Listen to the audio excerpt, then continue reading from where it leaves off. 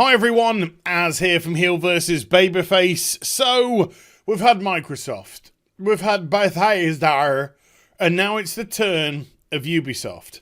Now Ubisoft, they announced a lot of stuff. But as you've seen from the thumbnail and also the title of the video, I felt like I had to sift through it to find nuggets. And there are a couple of nuggets here, I've got to say.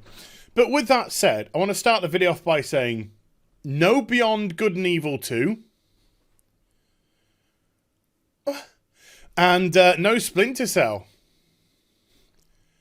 And I gotta say, this presentation was saturated by just Tom Clancy's something. And I was waiting halfway through it for them to just come out and say, we're going to announce the release of Tom Clancy's Spare Underpants. They're available in the kiosk at the back. Thank you. I thought they were going to do something like that, but it's just like Tom Clancy's this, Tom Clancy's that, Tom Clancy's that. I know Splinter Cell is Tom Clancy's Splinter Cell, but it's just like not the kind of Tom Clancy that you wanted. Maybe it's, whatever. But I want to start off strong because they started off strong, and they announced the third Watch Dogs game, Watch Dogs Legion, which looks a whole load of fun. I gotta say, it does look a load of fun. If you are an Antifa weirdo, this is the perfect game for you to live out your fantasy. And if you're a right-wing extremist, it looks like this is your fantasy as well.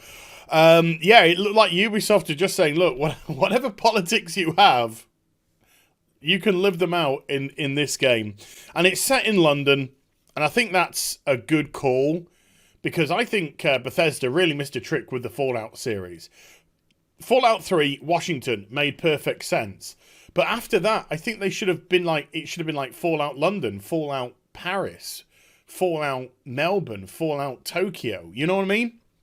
Maybe even like Fallout Delhi to really change things up.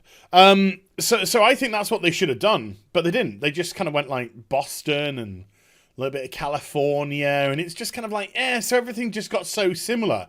But when you're using iconography of major cities like London and Paris and Sydney, let's say, for example, then, they're major settings, but, whatever. But I think they did a good thing going to London, and it looks really interesting because apparently you can recruit anyone for your cell, your sect, and if they get killed, they die permanently. That's it. You've lost an operative.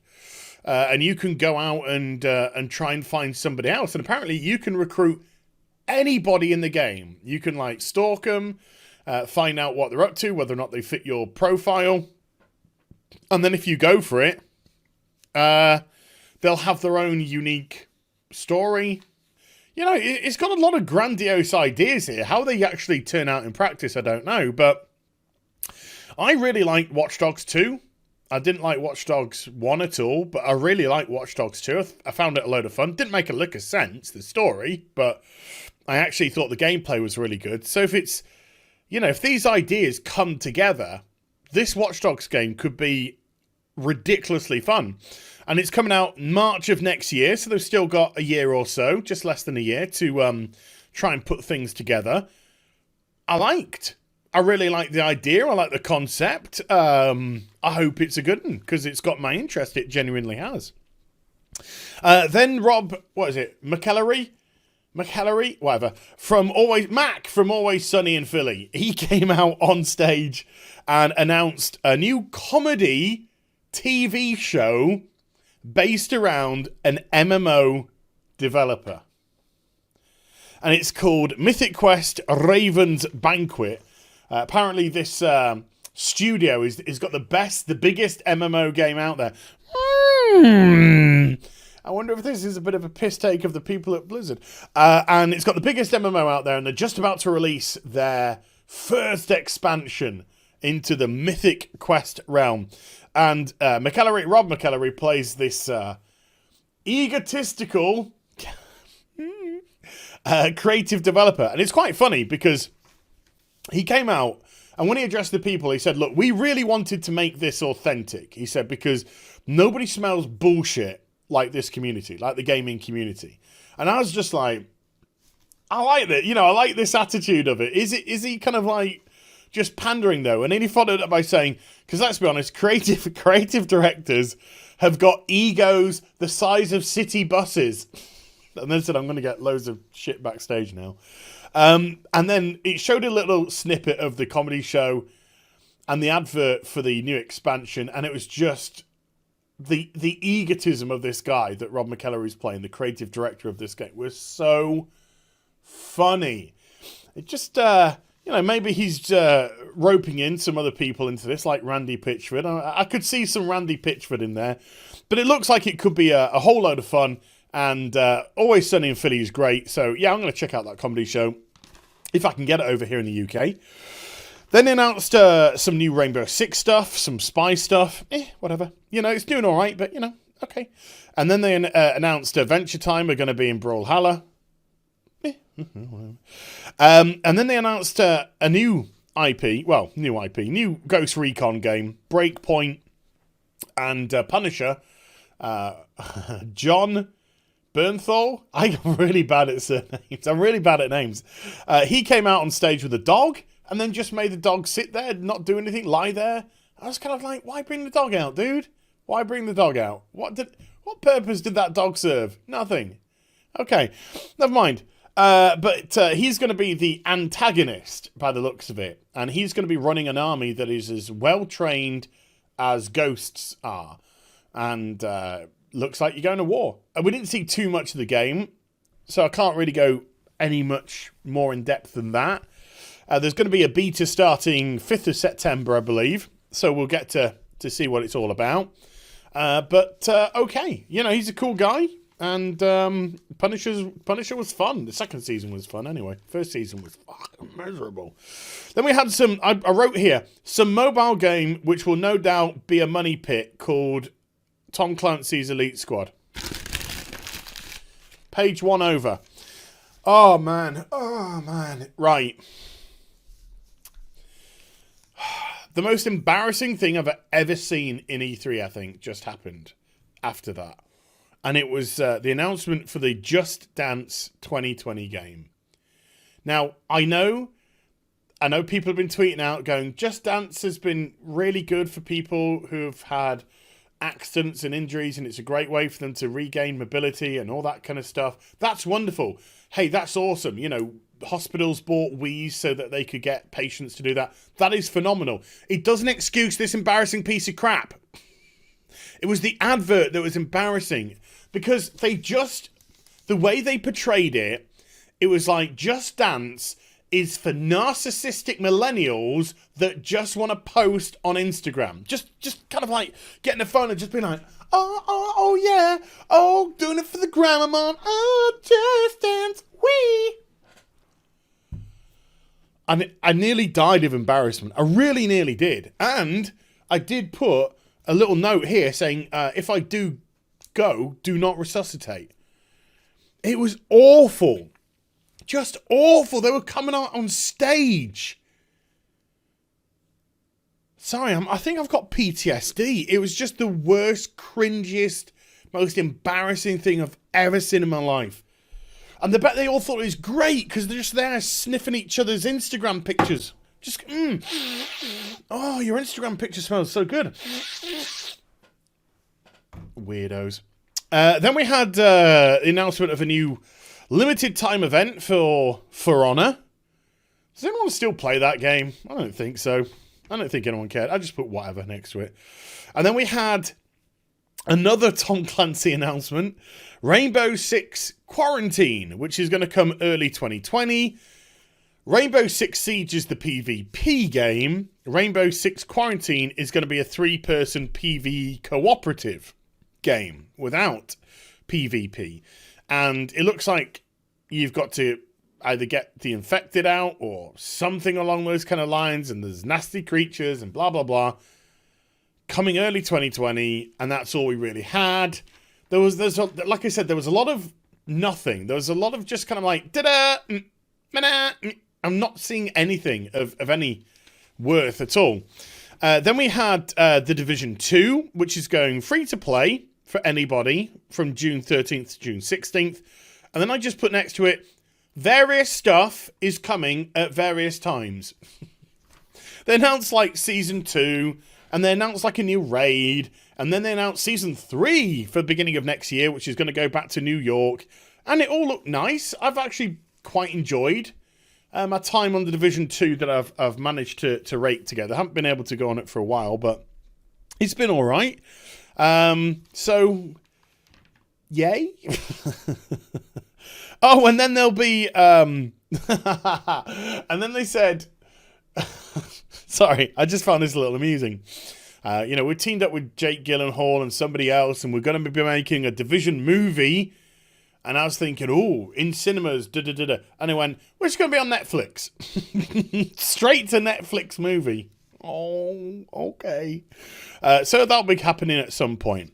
And then what I really liked, okay, we've been hit by a lot of games with not a lot of information. Hadn't really had a good hit since Watch Dogs, to be perfectly honest with you.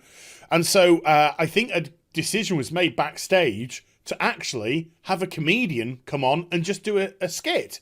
And I thought that was really good. I thought, just get spirits back up, get people laughing, and then come out and hopefully finish strong. So this woman came out on stage. Oh, my God. I was in tears laughing. She was hilarious. Absolutely hilarious. She said, you know that Uplay stuff? Well, we're going to be making Uplay Plus. Oh, I died laughing because Uplay is just the worst. I mean, the absolute worst there is. And then she went, not only are we going to be doing Uplay Plus, but it's going to cost $15 a month. I'm laughing now just thinking about it. I'm laughing now. Absolutely, I had tears coming down my eyes at the time. Just tears coming down my eyes, laughing. And then she said, oh, and it'll also be available on Stadia, which... I was just like, oh, right, so $10 a month for Stadia, and then $15 a month for Uplay Plus. That's $25 a... Oh, man, it was great. It was hilarious. It was absolutely hilarious. I mean, I'm sure they wouldn't ever do anything like that in reality, because it would just be the most stupid thing ever.